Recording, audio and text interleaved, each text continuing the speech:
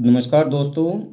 आज की इस महत्वपूर्ण चर्चा को शुरू करते हैं और आज की इस महत्वपूर्ण चर्चा के अंदर एक छोटे से टॉपिक के ऊपर बात करने वाले हैं। और आज का जो टॉपिक है वो है पारिस्थितिकीवाद, या इंग्लिश के अंदर कहते हैं हम इकोलिज्म। हालांकि ये जो टॉपिक, ये छोटा सा टॉपिक है, परंतु परीक्षा के लिहाज से ये बहुत महत्वपूर्ण है, क्योंकि जब अभी हम इकोलिज्म के बारे में या पारिस्थितिकीवाद के बारे में चर्चा करने वाले हैं, उस समय आपको स्वयं ये मालूम हो जाएगा कि इससे पहले भी इसके परीक्षा के अंदर या यूजीसी नेट सेट का जो एग्ज़ाम होता है हमारा, या कॉलेज कैडर का या पीजीटी का जो पेपर है, वहाँ पे इससे जो पहले है वो प्रश्न पूछे गए हैं। और आगे भी जो प्रश्न पूछने की जो संभावना है वो लगभग बहुत अधिक पॉसिबिलिटी यहाँ से रहती है।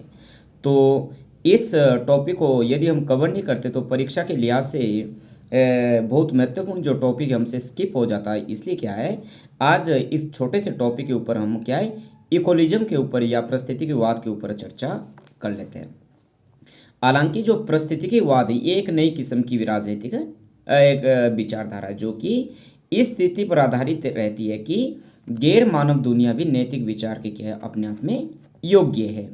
1970 से पूर्व जो ऑक्सफोर्ड विश्वविद्यालय की बात करें, या ऑक्सफोर्ड विश्वविद्यालय का जो शब्दकोश था, उसमें पर्यावरणवाद का जो अर्थ है वह एक अर्थ के अंदर लिया जाता था, या एक सेंस के अंदर ले जाते थे कि ये समाजशास्त्रीय सिद्धांत का एक शाखा, इसको समाजशास्त्रीय सिद्धांत की एक ब्रांच माना जाता था, जो ये मानती थी कि मानवीय जो संस्कृतियों के जो मध्य अंतर की व्याख्या करने के लिए क्या हमें भूमि, जलवायु तथा भोजन सामग्री की जो आपूर्ति है अपने आप में एक महत्वपूर्ण कारक माना जाता है। परंतु जो पारिस्थितिकीवाद जो विज्ञान शब्द का जो पहली बार जो प्रयोग है वो 1870 में एक जो जर्मन जो प्राणी शास्त्र के बहुत बड़े प्रोफेसर रहे, जिनका नाम था अर्न्स्ट हैकेल के द्वारा इस शब्द का 1870 के अंदर क्या पहली बार प्रयोग किया गया था। 1970 के बाद या 1970 के दशक के बाद जो पर्यावरणवाद और पारिस्थितिकीवाद के अंदर जो वैज्ञानिक एक नए तरह का जो आंदोलन है, और नए तरह का जो आंदोलन इसने सामाजिक और राजनीतिक शक्ति के रूप में किया, ये बहुत अधिक उभरने लगा। और एक नए तरह की राजनीति के अंदर एक जो पर्यावरणीय राजनीतिक विचारधारा क्या है, पारिस्थितिकीवाद का इसमें क्या है, उदय होता है। पर्यावरण को क्या मानवीय जीवन के लिए बहुत महत्वपूर्ण है, ये हम सभी जानते हैं, और पर्यावरण के बिना मनुष्य जीवित नहीं रह सकता। इसलिए जो जॉन पासमोर के ने ये कहा है कि मानव के संदर्भ के अंदर तीन तरह की जो पर्यावरणीय व्यवस्थाओं को हम क्या है, आज के समय के अंदर इसको देखा जा सकता है, या इसको आज के समय के अंदर में देखने की जरूरत है। फर्स्ट क्या कह रहे हुए जॉन पासमोर कि प्रत्येक मनुष्य मानवीय समुदायों से क्या है, संबंधित होता है, जो समान सामाजिक आचरण से बंधे होते हैं। ये जो सभी समान सामाजिक जो आचरण है वे मनुष्य के सामाजिक पर्यावरण को क्या करते हैं, निर्मित करने का काम करते हैं, ऐसा जॉन पासमोर का मानना रहा है। सेकंड, प्रत्येक व्यक्ति के पास कई प्रकार की भौतिकीय वस्तुएं होती है, जो दूसरे व्यक्तियों के द्वारा मानवीय आवश्यकताओं को पूरा करने के लिए निर्मित होती है। ये जो वस्तु है ये निर्मित वस्तु ही पर्यावरण को जन्म देती है। थर्ड, तीसरे प्रकार का जो पर्यावरण है वह प्राकृतिक पर्यावरण की बात कर रहे हैं। कौन कर रहे हैं, जॉन पासमोर के द्वारा, और जिसके बारे में वर्तमान में सबसे अधिक जो चिंता है वह व्यक्त की जा रही है। नेक्स्ट है पारिस्थितिकीवाद का जो सैद्धांतिक पक्ष है, ठीक है, जो इसका थ्योरेटिकल एस्पेक्ट है। इसके अंदर एक महत्वपूर्ण जो प्रोफेसर या स्कॉलर्स हुए, जिनका नाम था अर्ने नेस। अर्ने नेस ये कह रहा कि जो पर्यावरणविद है वे दो प्रकार के समूहों के अंदर बटे हुए या विभक्त है, ठीक है। फर्स्ट के अंदर किसको वे रख रहे हैं, फर्स्ट के अंदर रखते हुए गहन पारिस्थितिकी विज्ञान भी इन्होंने ही प्रतिपादित करने का काम किया। एक तो क्या है, ऊपरी पर्यावरणविद या शैडो कहते हुए, शैलो कह रहे हैं, और दूसरे को गहन पर्यावरणविद या जिसको डीप इकोलिज्म कहते हैं। इन दोनों में जो अंतर है केवल इस सैद्धांतिक आधार पर करना ही संभव है। व्यवहारिकता के अंदर इसके बीच किसी भी तरह का अंतर हम नहीं कर सकते हैं। पर्यावरण जो विद थे, पर्यावरणविद ने इस तर्क को हमारे जो प्राकृतिक स्रोत है, प्राकृतिक स्रोत सीमित है, और ये क्या आने वाले समय के अंदर क्या है, समाप्त हो जाएंगे, को अर्थशास्त्री, इसके साथ जो अर्थशास्त्री थे और पर्यावरणविद इस बात को स्वीकार नहीं करते थे। इसके आधार पे जो क्लब ऑफ रोम रिपोर्ट है द लिमिट टू ग्रोथ की भी आलोचना करने का काम इनके द्वारा किया गया। एक महत्वपूर्ण स्कॉलर है जिनका नाम है पीटर सिंगर। पीटर सिंगर ने जो अपनी जो महत्वपूर्ण जो एक बुक लिखी थी, जिस बुक का नाम था एनिमल लिबरेशन, जो 1975 के अंदर पब्लिश होती है। और इस बुक के अंदर एनिमल लिबरेशन के अंदर क्या पीटर सिंगर के द्वारा ये बात की जाती है कि सभी पशुओं से भी समान व्यवहार करने पर उन्होंने बल दिया कि पशुओं के भी कुछ फंडामेंटल राइट्स होने चाहिए। ये जो प्रश्न है इससे पहले भी यूजीसी नेट सेट के अंदर पूछा गया, ठीक है। या हमारी दी क्लब ऑफ रोम की रिपोर्ट हो दी लिमिट टू ग्रोथ, ये जो प्रश्न यूजीसी नेट सेट के अंदर पूछे गए हैं। एक जो रीगन हुए बहुत बड़े स्कॉलर्स हुए, उनकी जो बुक थी जिसका नाम था the case for animal right, the case for animal rights के अंदर भी हुए वो जो स्तनपायी जो पशु होते हैं उनको अधिकार देने की वकालत करते हैं। अगेन ये भी जो प्रश्न यूजीसी नेट सेट के अंदर इससे पहले पूछा गया है। एक थॉमस माल्थस हुए। थॉमस माल्थस क्या कह रहे हैं कि जनसंख्या की जो वृद्धि है वह रेखागणितीय होगी और खाद्य पदार्थों का जो उत्पादन है वह क्या अंकगणितीय होगा। ये भी महत्वपूर्ण है। और डॉब्सन एक महत्वपूर्ण पर्यावरणविद हुए। डॉब्सन ने क्या है पर्यावरणविद विचारधारा को क्या है दो भागों के अंदर विभाजित करने का काम इनके द्वारा किया गया है। एक तो अधिकतमवाद और दूसरा अल्पमतवाद। अधिकतमवादी इस राजनीतिक विचारधारा को परिभाषित करते हुए उसे संगठित और संकीर्ण स्वरूप प्रदान करने का काम करते हैं। और जो अल्पमतवादी है इस विचारधारा को क्या है नरम तरीके से परिभाषित करते हैं और उसमें गत्यात्मकता रखते हुए कई प्रकार के विचारों को इसमें शामिल करने की वकालत करते हैं।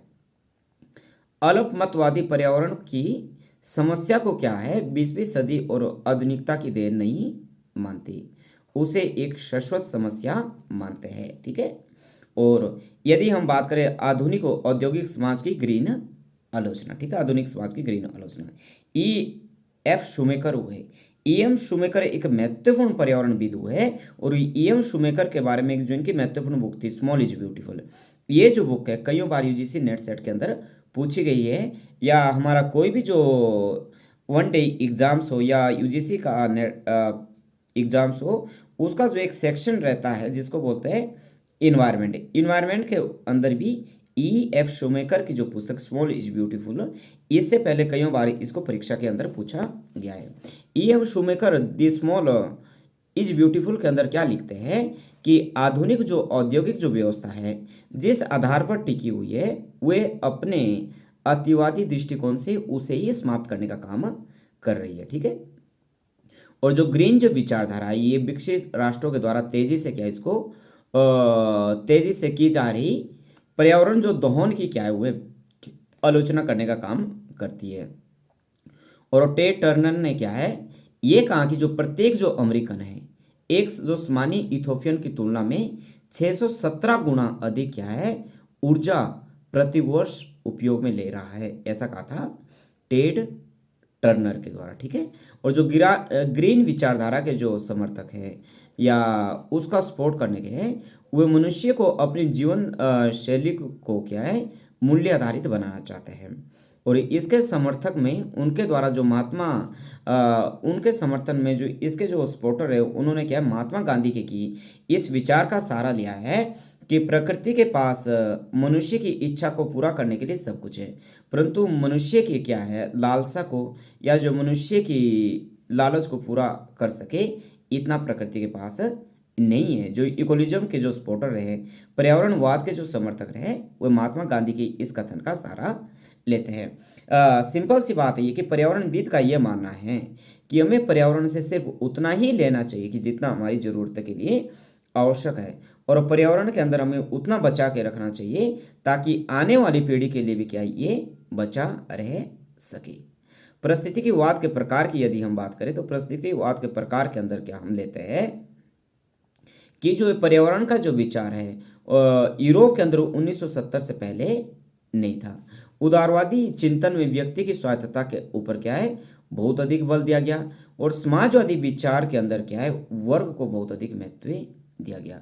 और फांसीवादियों की बात करें तो फांसीवादियों के द्वारा क्या है राष्ट्र को केंद्र के अंदर रखा गया था, जबकि नारीवादियों ने क्या है लिंग को महत्व दिया है, जबकि जो गहरी परिस्थितिवाद है उन्होंने क्या समुच्चय परिस्थितिकी क्या है, समुच्चय परिस्थितियों को बचाने की क्या वकालत की है कि सभी परिस्थिति को तभी बचाया जा सकता है जबकि हम पर्यावरण को बचाने की बात करेंगे। यदि हम डीप इकोलॉजी की बात करें तो डीप इकोलॉजी के अंदर एक महत्वपूर्ण प्रोफेसर जो उनका जिक्र करते हैं जिनका नाम था अर्ने नेस। अर्ने नेस ने यह कहा कि प्रकृति को बचाने के लिए मानवीय जीवन शैली में परिवर्तन होना चाहिए और जो मूलतः उपभोक्तावादी है और गहरी परिस्थिति के विचार में मानव को एक भाग बताया गया है, अपने आप में श्रेष्ठ भाग नहीं।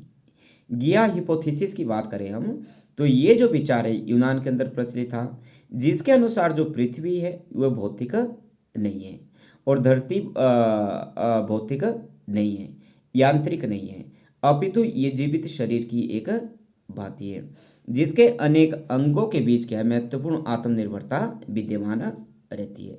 अर्थ इज लिविंग ऑर्गेनिज्म, जो जीवित एक कल्पना है। वेदों में जो प्रकृति जीवंत है इसलिए प्रत्येक इसके बिना क्या मानवीय जीवन की कल्पना नहीं हो सकती, ऐसा क्या जिया हिपोथेसिस वालों का मानना रहा है। यदि इकोसॉफी की हम बात करें तो परिस्थितिवाद के जो समर्थक है या प्रकृति सृष्टि के ज्ञान के जो समर्थक है उनका ये मानना है कि मानव के साथ सामंजस्यपूर्ण संबंध होना चाहिए, ठीक है। और इसलिए जो भौतिक वस्तुओं के ज्ञान के बजाय क्या है व्यक्ति की प्रकृति के प्रति ज्ञान होना जरूरी है, ठीक है। यदि परिस्थितिकी विज्ञान की आलोचना इस आधार पे की जाती है कि ये जो मुख्यतः प्रति विकास की सीमा के सिद्धांतों पर क्या है आधारित है, जो पर्यावरणविद कि यदि क्रिटिसाइज करने का काम किया जाता है तो इस आधार पे किया जाता है कि यदि हमने डेवलपमेंट करना है, हमने विकास करना है तो हम कैसे करेंगे, जबकि हमारे पास क्या है ये जब तरह जगह जगह क्या है पर्यावरणविद के द्वारा क्या है पाबंदी लगा दी जाएगी डेवलपमेंट के लिए, तो हम विकास किस तरह करेंगे ये एक बहुत बड़ी सीमा है जिसके अनुसार क्या है जो सीमित प्राकृतिक संसाधनों के संदर्भ में प्रति विकास असीमित नहीं हो सकता। परिस्थितिवाद अपनी विचारधारा के अंदर क्या है मानव केंद्रित विकास की अवधारणा की क्या करता है आलोचना करता है और ये मानता है कि अगर विकास को सतत बनाना है तो मानव केंद्रित नहीं होना चाहिए, ठीक है।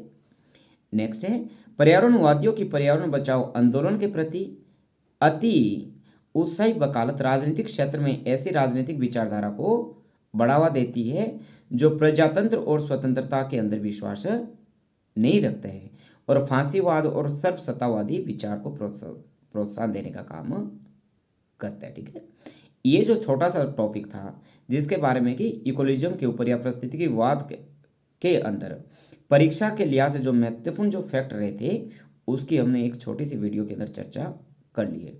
यदि हम अब इसके कंक्लूजन की बात करें तो कंक्लूजन के अंदर हम ये कह सकते हैं कि मिड 21st सेंचुरी के अंदर आज के समय के अंदर क्या है कि जो पर्यावरणवाद की जो विचारधारा है या परिवर्तित विचारधारा के रूप में ये भी अपने आप में एक सामने राजनीतिक विचारधारा आई है जो सरकारी नीतियों के अंदर या जन चेतना और विज्ञान और तकनीकी के विकास के कारण क्या है परिस्थितिकी विज्ञान की अपील जन साधारण के अंदर कम हुई है, ठीक है। और ये माने जाने लगा है कि ये एक अतिवादी विचारधारा जिसके जो निष्कर्ष अपने आप में व्यवहारिक नहीं है, इस आधार पे क्या इसका कंक्लूजन किया जा सकता। तो आज की चर्चा के अंदर इतना ही। मैं ऐसी उम्मीद करता हूँ कि परीक्षा के लिहाज से जो आज की जो चर्चा थी आपके लिए फ्रूटफुल साबित होने वाली। Thank you so much.